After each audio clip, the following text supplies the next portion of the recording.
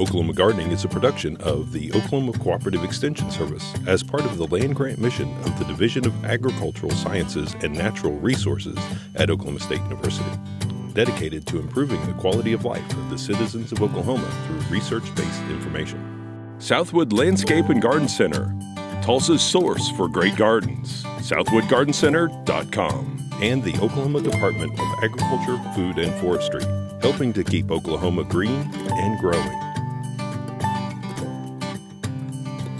Welcome to Oklahoma Gardening. On today's show, we travel to Southwood Landscape and Garden Center in Tulsa, where gardening guide Paul James joins host Casey Hentges with tips on selecting and caring for a living Christmas tree. OSU Floriculture professor Bruce Dunn helps us keep our poinsettias looking great. Casey revisits some projects and plants from earlier in the year. Barbara Brown bakes Blackberry Scones. And we wrap up the gardening season with a special introduction.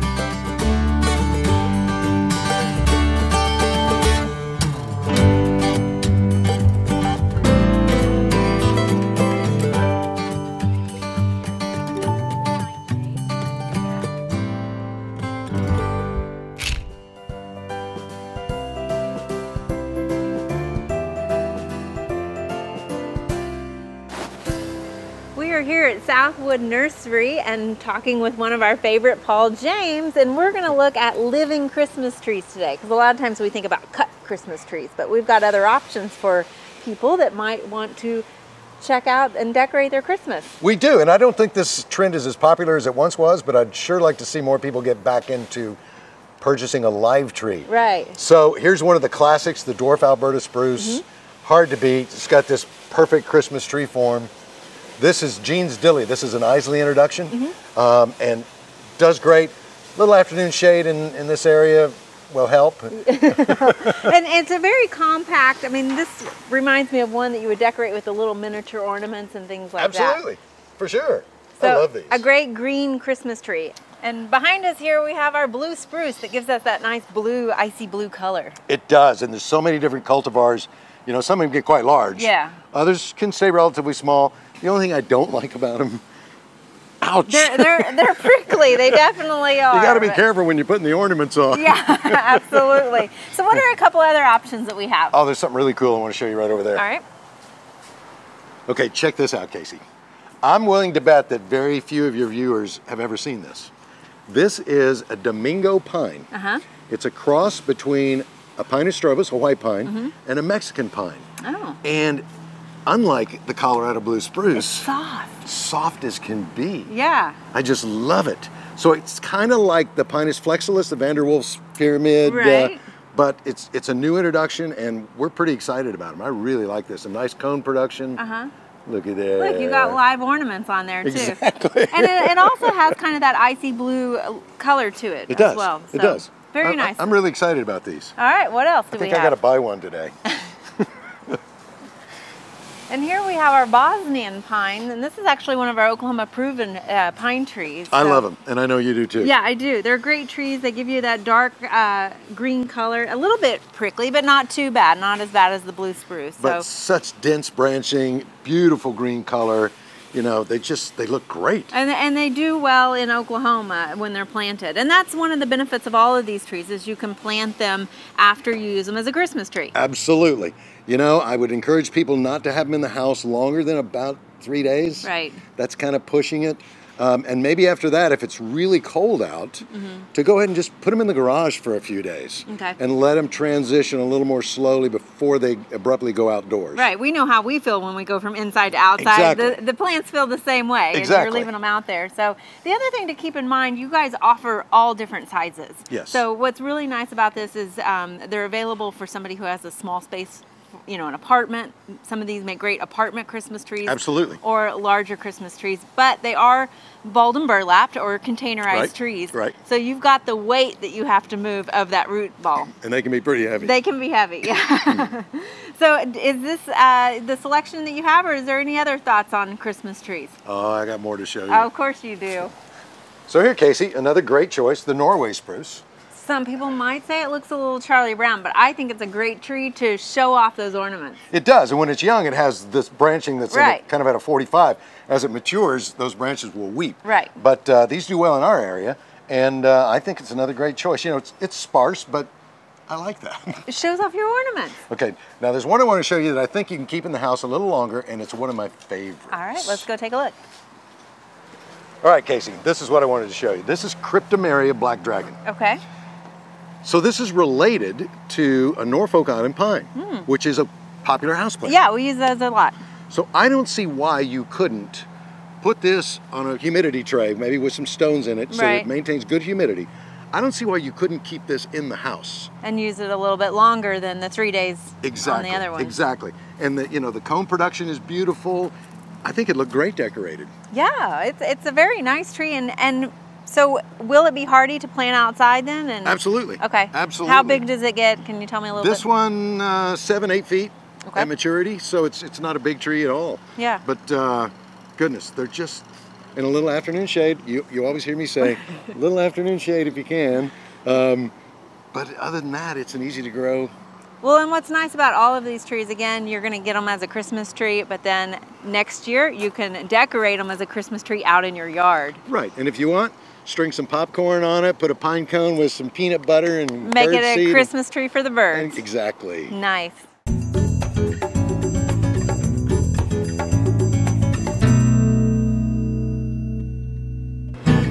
We're here at the Teaching Greenhouses at OSU's campus, and joining me is Dr. Bruce Dunn, who is a horticulture professor here on campus.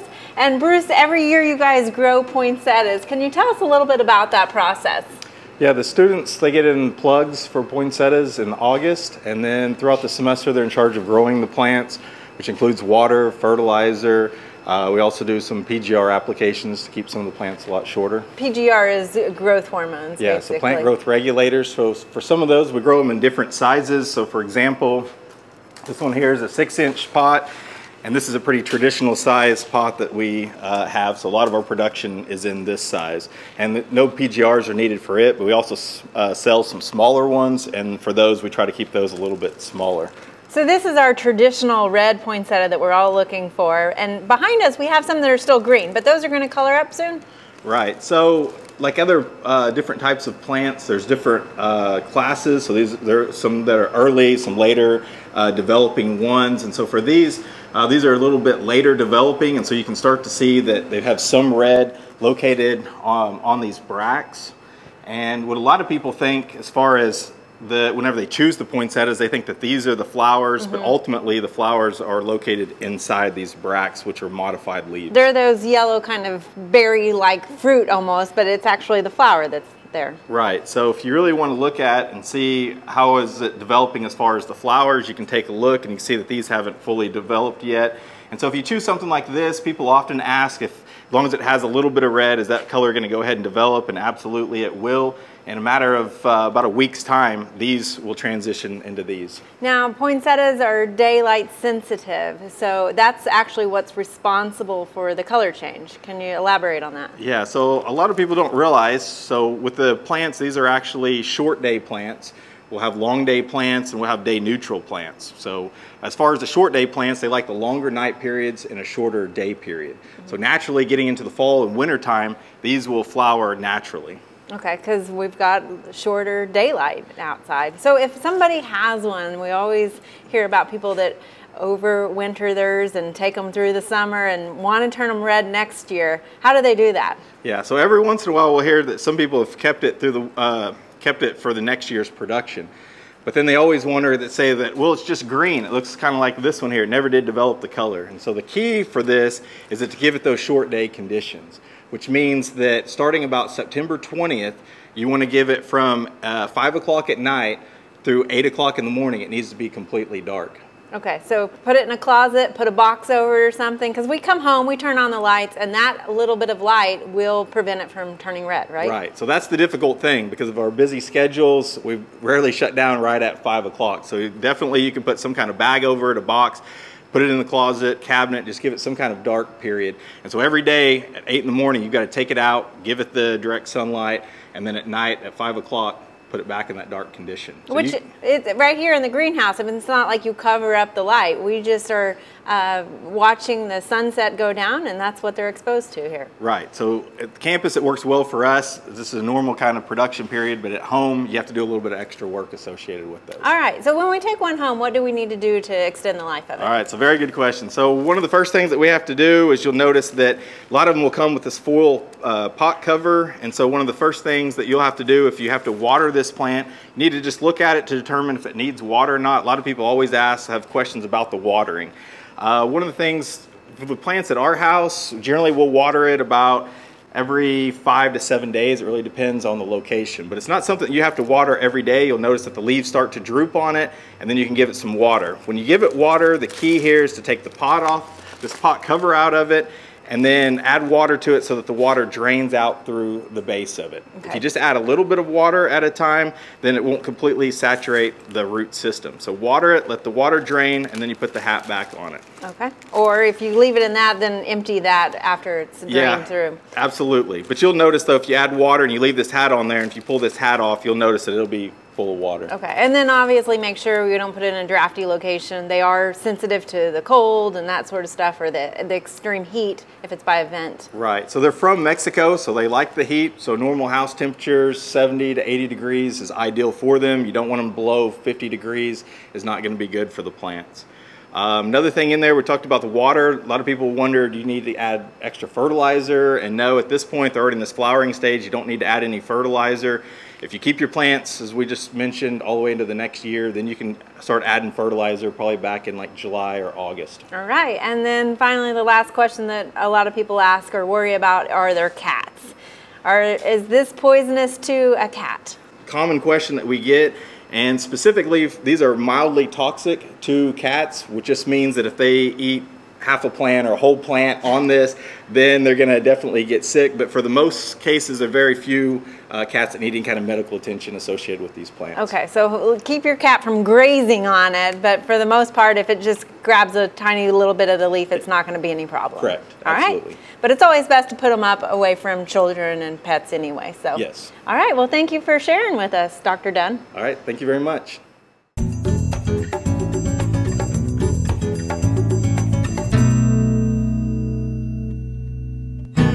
We wanted to take this opportunity and recap a couple of segments that we featured earlier this season. If you remember, in February, we planted a nectarine tree, and at that time, we cut it back to 18 inches. You can see right here is where we've cut it back. And at that time, it looked a little drastic, I do realize, but you can see how well it has grown in one season. By cutting that, we've allowed these other branches to sprout out, and that's given us a lower canopy that will be better for harvesting the fruit later on.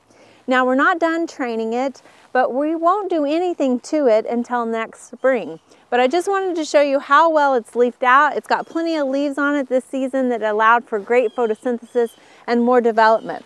The only thing we need to do is we're going to wrap it and protect it from southwest injury this winter.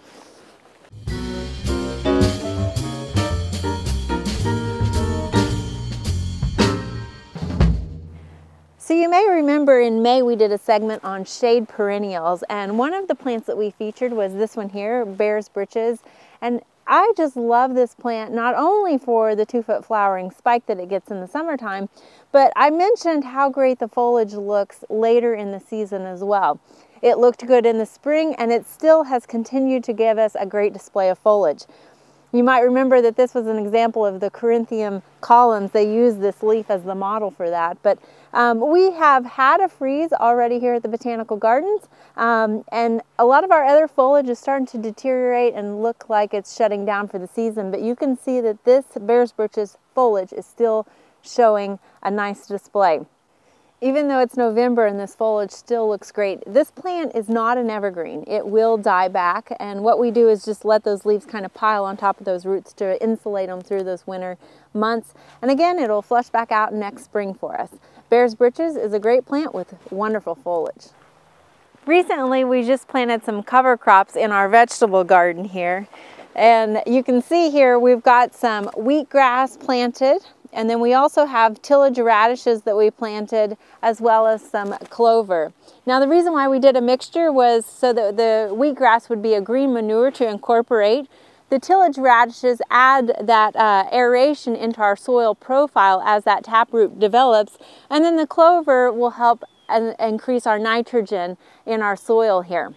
We often think about cover crops as being used in a vegetable garden to help with soil erosion and also to improve the soil, but why not use cover crops in an ornamental fashion? We're here on campus where they have used wheatgrass down the center of their container gardens. One, it kind of shrinks the size of the bed so you don't have to spend so much money on pansies or other annual color, but it also provides a nice texture and a nice green splash of color in those winter months.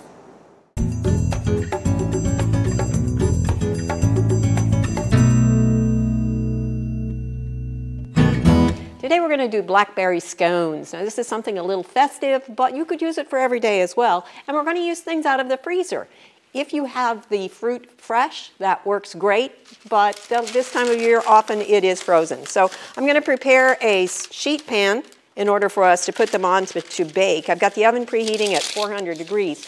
And I'm using parchment paper to keep them from sticking, but I always find that parchment paper wants to move off the sheet. So a little bit of butter underneath the parchment will hold it in place, and that allows us to work with it a little bit easier.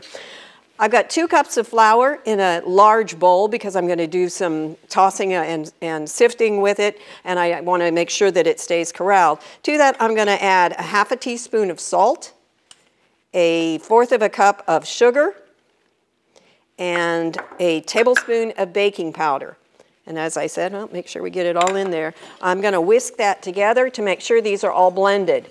Back in the day, when I was being raised, Mom always insisted that these had to be sifted, and we have since found that whisking actually will combine the ingredients well enough. You do need to make sure that you aerate the flour as you're measuring it, since we use measures in the U.S. as opposed to doing it by weight. If you were to do it by weight, you wouldn't even have to aerate it before you measured it, because whether you add the air to it or not, it's going to give you the same amount. Okay, so we have those ready. Now we're going to add some cold butter to this, and I've got 6 tablespoons, and you do need to try to make sure that it's still fairly cold when you do this, because you don't want it to coat too much of the flour. You have options, oops, excuse me there, on how you cut this in. You can tell it's really cold because it's still really hard. You can either do it with a pastry blender, as I'm doing now, or you can do it with a couple of knives. But you're going to continue to do this until you get it into something that looks pretty much like fine crumbs. All right, we've got this into fairly good crumb stage. It's a little bit larger pieces than it is if you make biscuits. Scones and biscuits are very similar, but scones have more sugar in them, and biscuits usually don't have much at all. So next step is we're going to use some yogurt. And I've got, again, 6 tablespoons of, and this is just plain yogurt. You could use Greek if you have trouble finding plain, because regular plain has become a little bit more hard to find. And then 2 large eggs. And this is going to be the liquid component of this, so we're going to whisk these together until we get them fairly well blended, and then we'll just add those to the other and stir them together. Now, because we have some added sugar in here, it's not quite as critical as it is with biscuits that you treat it with as much care, because the sugar is going to help keep it more tender, whereas you overwork biscuits much at all and you end up with something that's pretty tough. So I just want to make sure that everything is well mixed. It looks like we're pretty much there. So these are, again, are going to go in here, and we're going to try to more or less fold them together, but there's going to be a bit of kneading at the end, so if you're going to need to actually stir it a little bit, that's going to be okay. All right. We want to make sure that everything is moistened.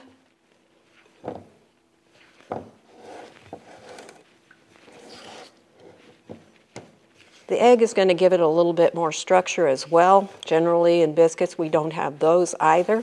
So this is somewhat of a cross between biscuit and other baked products, but it is traditional in some countries. In England, you often hear mention of scones with their tea, although they often will call them scones instead of our usual American pronunciation.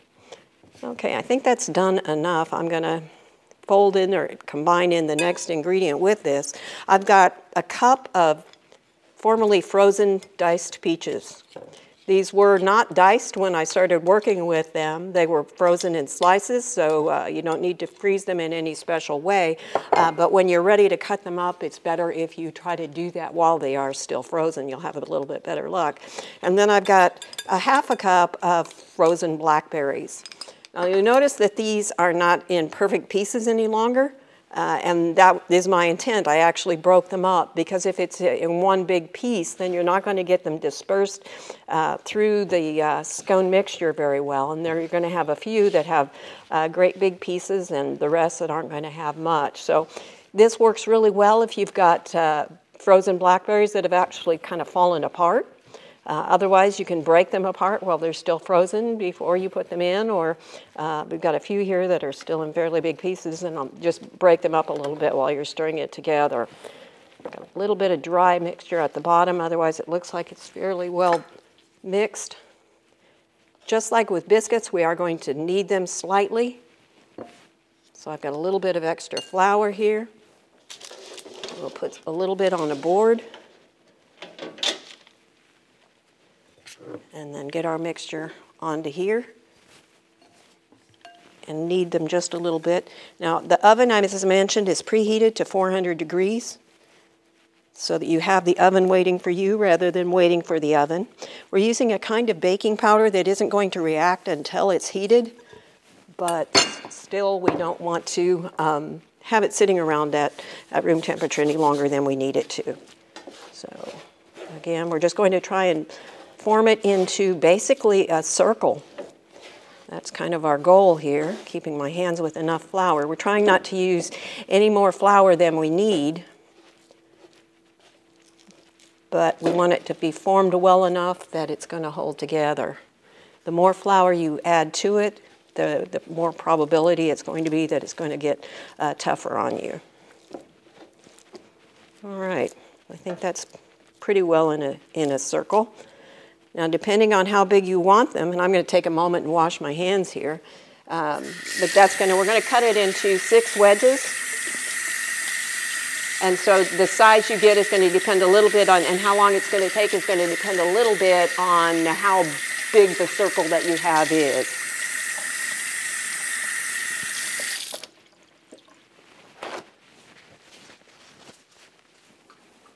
All right. Also want to coat our knife so that it will go through a little bit more easily, and you're simply going to cut it into wedges like you would a pie.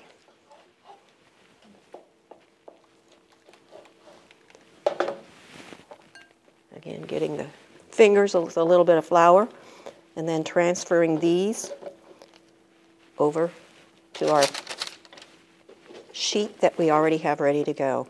These are going to go in the oven. It's going to depend on the size and on your oven a little bit, anywhere from 15 to 20 minutes. They'll be done when they're nice and golden brown. I've got one more step that I want to take here, and that's I'm going to sprinkle a little bit of coarse sugar on the top. And it's more decorative, so that if you don't have any, that's fine. Regular sugar doesn't work as well. It tends to brown a little bit too fast. So something that's a decorator sugar is going to work a little bit better. If it goes in between, it's okay. We're losing sugar, but we're not going to have anything getting burnt on the sheet while we've got it there. The reason partly for using the sheet is to help protect from that. All right, again, in the oven, 15 to 20 minutes. And when you're done, you're going to end up with something that looks like this. And I hope that as you approach the holiday season, and the new year, you'll give these a try. It's Blackberry Scones for Oklahoma Gardening. I'm Barbara Brown.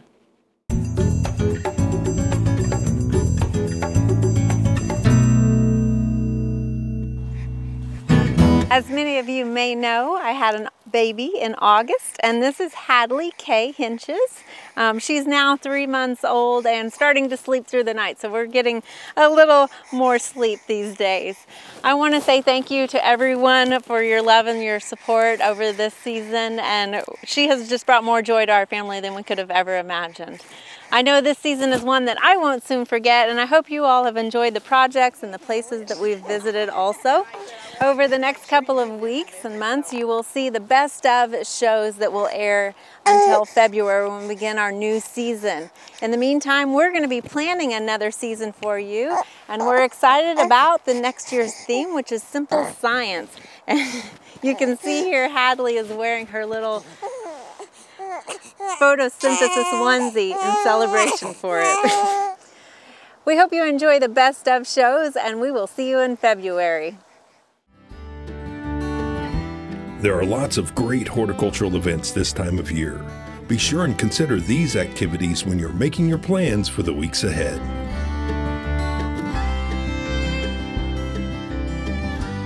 Next week, we begin our Best of Oklahoma Gardening episodes with some of our favorite segments from 2017. Our wish for you is that you have a wonderful holiday season filled with peace and joy. And we'll see you again next week for more TV You'll Grow to Love. To find out more information about show topics, as well as recipes, videos, articles, fact sheets, and other resources, including a directory of local extension offices, be sure and visit our website, oklahomagardening.okstate.edu. And we always have great information, answers to questions, photos, and gardening discussions on your favorite social media as well. Join in on Facebook, Twitter, and Instagram. You can find this entire show and other recent shows, as well as individual segments on our Oklahoma Gardening YouTube channel. And tune in to our OK Gardening Classics YouTube channel to watch segments from previous hosts. Oklahoma Gardening is produced by the Oklahoma Cooperative Extension Service as part of the Division of Agricultural Sciences and Natural Resources at Oklahoma State University. The Botanic Garden at OSU is home to our studio gardens, and we encourage you to come visit this beautiful Stillwater jewel. We wish to thank our generous underwriters, Southwood Landscape and Garden Center, and the Oklahoma Department of Agriculture, Food, and Forestry. Additional support is provided by Pond Pro Shops, Greenleaf Nursery and the Garden Debut Plants, and the Oklahoma Horticultural Society.